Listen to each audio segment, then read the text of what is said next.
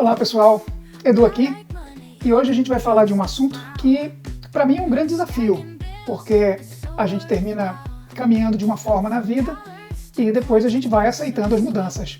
Hoje eu vou falar um pouco sobre as questões de minimalismo financeiro, né? Como você deve e pode gastar menos e viver um pouco mais. Também eu vou aproveitar esse vídeo para fazer uma pequena apresentação da maneira como eu acredito que eu devo estar fazendo esse canal. É um canal muito espontâneo, basicamente sem roteiro. O máximo que eu utilizo são alguns bullet points para me lembrar daquilo que eu gostaria de estar falando. Então, é mais um canal para que eu guarde essas reflexões, para que eu tenha pessoas participando comigo.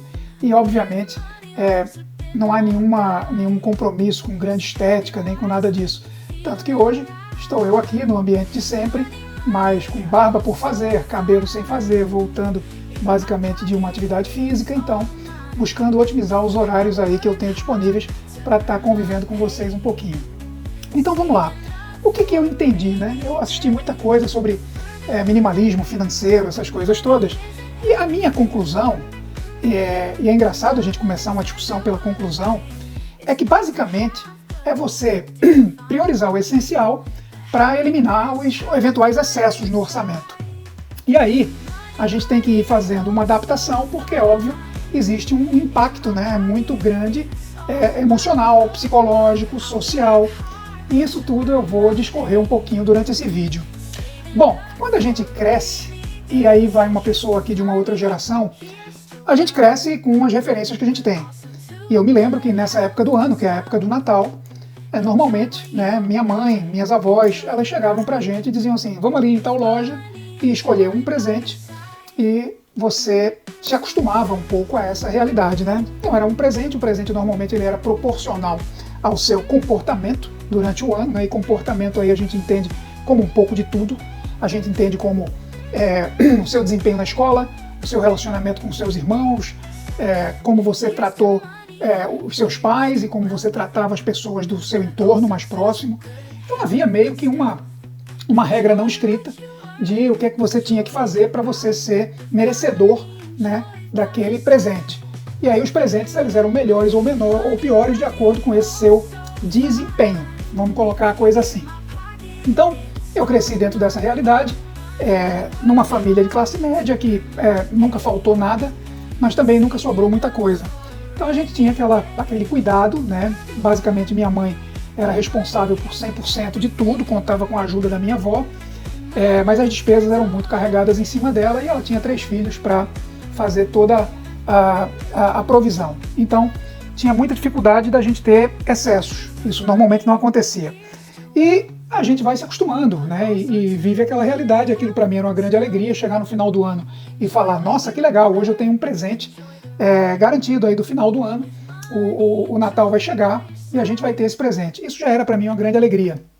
Quando a gente vai crescendo, vai se desenvolvendo, eventualmente aquilo que nos foi proporcionado, né, um estudo, relacionamentos e tudo mais, vão proporcionando a você uma vida um pouco mais tranquila do ponto de vista financeiro, ou você se desenvolve, ou você ganha um pouco mais de dinheiro. Junto a isso, eu acho que o mundo passou por uma transição muito importante, que assim, as coisas ficaram mais fáceis, objetivamente, né? Quando eu era garoto, para você ter acesso a um iogurte, para você ter acesso a um videogame, para você ter acesso, às vezes até um biscoito recheado, ou bolacha recheada, como queiram chamar, era uma coisa mais difícil, não era uma coisa para todo mundo, todo momento. Hoje em dia, uma família de classe média, onde os pais trabalham e tudo mais, eles têm basicamente acesso a uma alimentação mais variada, vamos dizer assim, do que aquela que eu tinha disponível, por exemplo, junto com os meus irmãos e com os amigos que possuíam o mesmo poder aquisitivo, né? As famílias que viviam no mesmo padrão de vida, vamos dizer assim. Mas a gente vai melhorando, as coisas vão andando, e eu me lembro de algumas frases importantes, né? Uma delas dita por uma pessoa que eu amo muito, e essa pessoa um dia chegou para mim e a gente estava discutindo exatamente por isso, né? Sobre isso. Eu falando sobre a fartura, eventualmente, que havia na despensa, né, dele e tal, e como aquilo era legal. E ele disse, bom, eu esperei muitos anos na vida para eu poder comprar e comer tudo o que eu queria. Então hoje em dia isso pode até parecer um exagero, mas isso tem um valor para mim muito grande. Eu acho isso absolutamente respeitável, né? com uma pessoa que também sonhou a vida inteira em ter um carro, é apaixonado por carro e por qualquer coisa, e no momento que pode, às vezes faz até um sacrifício, às vezes até abre mão de outras coisas para poder chegar ali naquele ponto. Então, você vai caminhando nesse mundo, e eu fui caminhando nesse mundo, à medida que você também é extremamente estimulado a você acompanhar o ritmo de vida, acompanhar o padrão que os seus amigos levam e tal. E eu não sei em que momento isso foi mais sensível ou menos, mas em algum momento eu me senti talvez um pouco mais pressionado, né, para que eu seguisse esse caminho. Eu nasci no final de 1970, né, em dezembro de 70, e eu me lembro que o primeiro carro 0 km que eu comprei foi em 1996 ou 7, tá? E era um Renault Clio, que eu acho que era um quadradinho que fazia na Argentina, ele era azul, lindo o carro. E eu muito feliz com aquela aquisição e tal. Mas nessa época eu já tinha uma função, eu já trabalhava para uma empresa grande, né? Eu trabalhava em banco, eu trabalhava num banco grande e já era gerente do banco. E aí, por alguns momentos eu me sentia um pouco pressionado pelo fato de que as pessoas que lá trabalhavam tinham carros melhores, né? Tinham carros melhores. E eu me lembro que na época eu acho que o que estava mais em evidência assim eram os Honda Civics ou eram os Corollas da Toyota e tal. E quando você chegava num certo nível dentro da empresa, as pessoas meio que esperavam, inclusive os próprios clientes, eles geram uma expectativa, né, com relação a que carro você tem, aonde você mora. Eu não sei como era isso e nem sei como está isso hoje, mas isso foi mais ou menos o que eu senti. E eu me lembro que nesse primeiro momento eu não me senti muito seduzido pela aquisição de um automóvel que provavelmente eu ia ter que contrair prestações para pagar, né? E aí eu brinquei, né, quando eu cheguei com o meu primeiro carro zero, os amigos diziam assim: Edu, que carro é esse aí? É francês?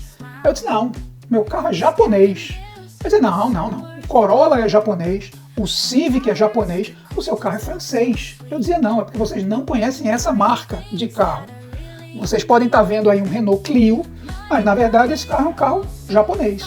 Mas que carro japonês que nada? Que carro é esse? Aí eu falava: é o Kitado. Kitado é um carro maravilhoso, é um carro que eu não preciso me preocupar com o carnê, eu não tenho que carregar aquele enorme, né? Porque também antigamente essas coisas eram físicas, né? O carnê de pagamento era eventualmente um grande bloquinho com vários títulos para você pagar mês a mês. Então eu adquiri o meu carro da marca Kitado, adorei, vivi aquela experiência, depois eu voltei a ter carros usados e outros carros e a vida foi seguindo. Mas isso é um pouco do que eu falo da pressão. Eu sofri essa pressão novamente quando em 2008 eu também continuava minha carreira em banco e já com uma projeção um pouco maior e tudo, e aí o meu chefe na época ficou impressionado, porque eu disse: vou trocar o carro, vou comprar um carro, não sei o que, e o meu chefe: que carro que você vai comprar? E aí eu disse para ele, chefe, eu vou comprar um New Beetle. Um New Beetle. Aí ele olhou para mim assim e fez: não sei se combina com você, eu não sei se representa o banco, eu não sei se os clientes vão achar uma forma muito despojada de vida e tal. E aí naquela hora eu vi assim que realmente a gente não é aquilo que a gente é aquilo que a gente parece ser, né? Então hoje vocês estão me vendo aqui com um boné, né? Muita gente pensando que isso aqui é uma mensagem, né? E na verdade não é um boné que eu gosto, porque fica bem na minha cabeça, né? Deus é muito importante para mim, sim. Eu sou cristão, sim, com muito amor, com muito orgulho, mas não é uma mensagem, até porque a marca que faz esse chapéu, um dia a gente fala sobre isso, não faz isso objetivamente falando sobre Deus, Cristo ou nenhuma das coisas ligadas à religião. Mas voltando ao assunto, eu fui lá e decidi que eu ia comprar como é que chama? O New Beetle, e ele ficou, enfim, incomodado com aquela situação. E eu disse a ele, olha, chefe, enquanto a compra do veículo for por mim, né, esse veículo vai ser comprado dentro do meu gosto. No dia que o banco, a empresa que eu trabalho, quiser me dar um veículo, eu ficarei muito feliz e receberei de bom grado qualquer automóvel, de uma bicicleta, um par de patins, né, ou uma Mercedes 0 km. Fica à vontade para me dar o carro que você quiser. Mas enquanto for a minha escolha, né, eu vou escolher o que eu quiser. E era um carro que não era tão caro, enfim, não era nada absurdo, mas era uma coisa que talvez eu tivesse o sonho lá atrás e comprei e curti o carro, vivi aquilo ali e a vida seguiu. A coisa avançou, né, até para um ponto que eu me peguei em reuniões de trabalho, e aí em outra organização, já num outro momento de carreira, onde as pessoas abriam o paletó do colega, porque quando via que você estava com um terno bem sentado, um terno bonito, as pessoas abriam assim para ver o fabricante. E na verdade não era exatamente o fabricante que eles estavam olhando. Eles estavam olhando se você comprou um terno de uma marca renomada, eventualmente cara. Como também me lembro perfeitamente de uma pessoa pegar assim na minha gravata, né, e fazendo um elogio, dizendo, nossa, que gravata bonita, não sei o que, de quem é? Ele na verdade queria ver se era uma gravata de seda italiana e tal. E talvez ele tenha ficado muito desapontado, né? Porque era uma gravata normal, comum, mas que naquela roupa que eu estava usando talvez tenha caído bem. E aconteciam essas coisas. Mas eu não digo isso não tendo participado desse jogo. Eu participei desse jogo durante muitos anos. Eu achava que você devia, para pertencer a alguma coisa, você tinha que meio que se moldar àquele negócio. Caso não, você era taxado de rebelde, insubordinado ou qualquer coisa, e isso era uma coisa muito mal vista, porque as questões de hierarquia ainda eram exercidas com uma certa mão de ferro, né? Ou seja, se você demonstrasse ser diferente daquele grupo, você eventualmente era excluído e tal. Mas eu fui fazendo, né, com que as coisas realmente mais importantes da vida fossem tendo mais importância.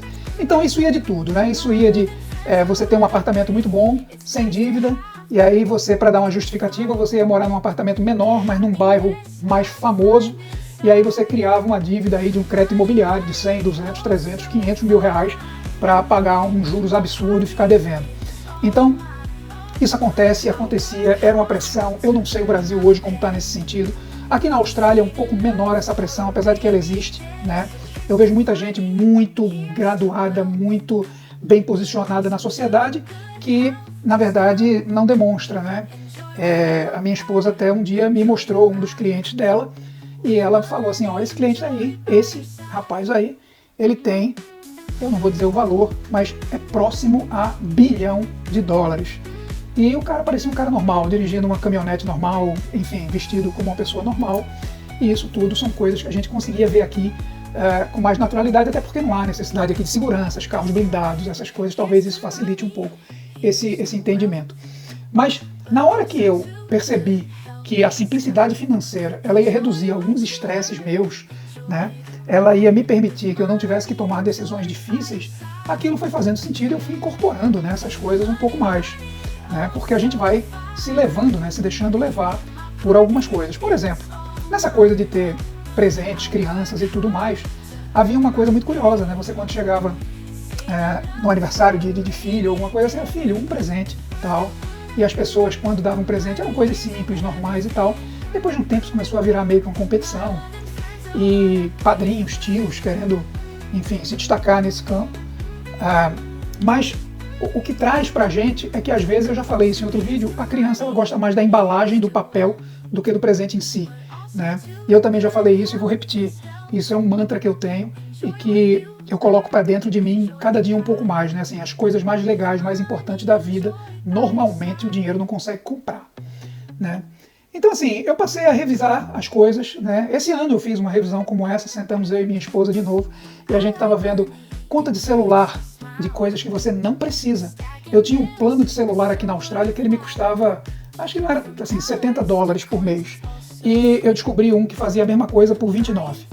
E eu nunca mexi porque não era conveniente mexer, porque eu tinha preguiça, né? E aí chegou uma hora que eu vi, poxa, esses 40 podem ser usados para tanta outra coisa. Eu posso colocar esse dinheiro em tantas atividades que podem inclusive ajudar alguém e tal, e mudar a forma. Isso foi só um exemplo. Assinaturas de TVs a cabo que você não assiste nunca, que você não vê nunca, né? Enfim, prestações que você não tem a necessidade de ter. Então, quando a gente elimina, né, esses primeiros supérfluos, você não só te dá um choque de realidade, como você, junto com isso, começa a dar um exemplo no entorno, né? Os próprios filhos, eles vão olhando aquilo e vão dizendo, bom, há que haver responsabilidade com relação aos recursos, porque todos os recursos, eles são finitos, todos eles podem acabar. Então, eu comecei a colocar o que era muito importante para mim. Aonde é que eu vou, desde que eu possa, não economizar dinheiro, né? Sentamos eu e minha esposa e a gente foi elencando aquelas coisas onde não dá para economizar.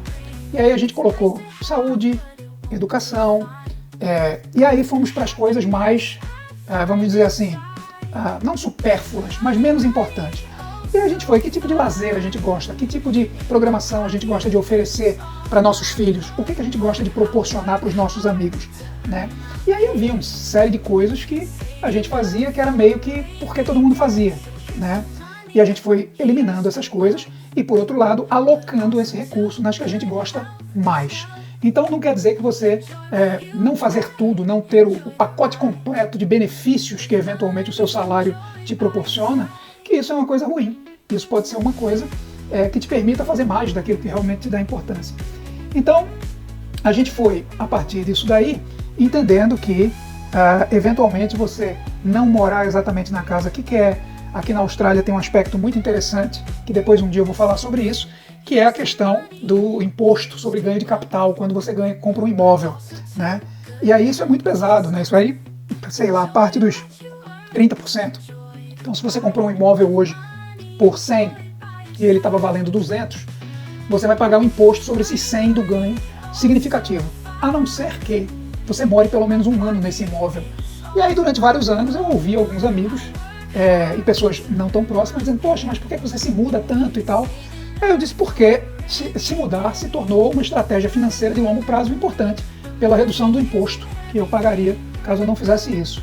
E também me serviu como um grande desapego, porque eu devo ter construído, ou ter morado, ou ter comprado pelo menos 2 ou 3 casas que eu tinha a convicção de que era casa para a vida toda e tal, mas eu desenvolvi o temperamento de que para a vida toda são só aqueles que eu amo. Né? Todo o resto é passageiro, todo o resto não tem grande importância e a gente tem que fazer às vezes coisas que não são tão prazerosas, né? Se mudar de casa, eu me mudava às vezes a cada ano e pouco e isso era um desconforto muito grande, mas terminou se tornando uma coisa que fazia parte do processo. Então cada um tem as suas prioridades, eventualmente o quanto você cede a esses apelos, você vai administrando essas questões melhor ou pior. Eu cedi muito na vida, hoje eu ainda cedo, mas não cedo tanto, né? Ouvi do meu chefe semana passada uma coisa muito curiosa. Ele falou, ele recentemente comprou o carro dos sonhos dele, né? E passou aqui em casa, me levou para dar uma volta, tal. A gente vibrou muito com a conquista dele. Sensacional o automóvel, é um automóvel que eu gostaria muito de ter também. Que talvez eu até pudesse ter pela questão financeira, mas que é aquela coisa da responsabilidade, né? Do porquê, precisa, vou usar, vou curtir tanto quanto ele.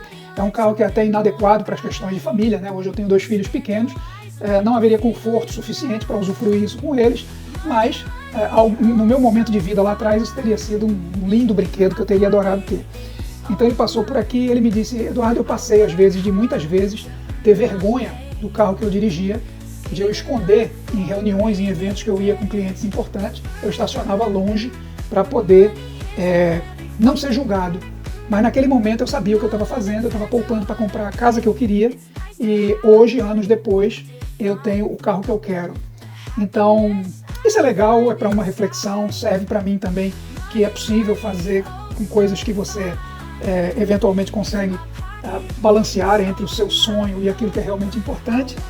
E eu gostei muito de estar dividindo esse assunto, porque eu vivi várias situações e durante os outros vídeos desse canal eu vou estar mostrando diversos outros exemplos, diversas outras situações. A minha vida ela é muito fácil de descrever, muito fácil de falar. Eu tenho uma memória boa, eu me lembro de cada situação, eu me lembro de cada amigo com quem eu falei, mesmo aqueles que eu hoje convivo menos e tenho menos oportunidade. Eu tenho muita gratidão a cada um deles por ter vivido cada experiência dessa. Não há julgamento às pessoas que eventualmente estavam perto e viviam um pouco essa roda de você ter que estar acompanhando um padrão de vida, um modelo de cada um. Hoje em dia eu não estou livre disso, né? A gente sempre procura viver num lugar bom, você ter os recursos suficientes, mas minhas prioridades hoje elas vão mudando e tem mudado cada dia mais. Agora me fala um pouco aí, como é que vocês encaram isso? Vocês passaram por algum tipo de pressão para viver um padrão de vida diferente daqueles que vocês realmente têm ou gostariam de ter? E esse modelo de vídeo, vocês gostam dele, um bate-papo? O que vocês acham que a gente podia estar falando? Interajam nos comentários, eu prometo que eu leio e respondo todos eles. Um grande abraço a todos e a gente se vê no próximo vídeo.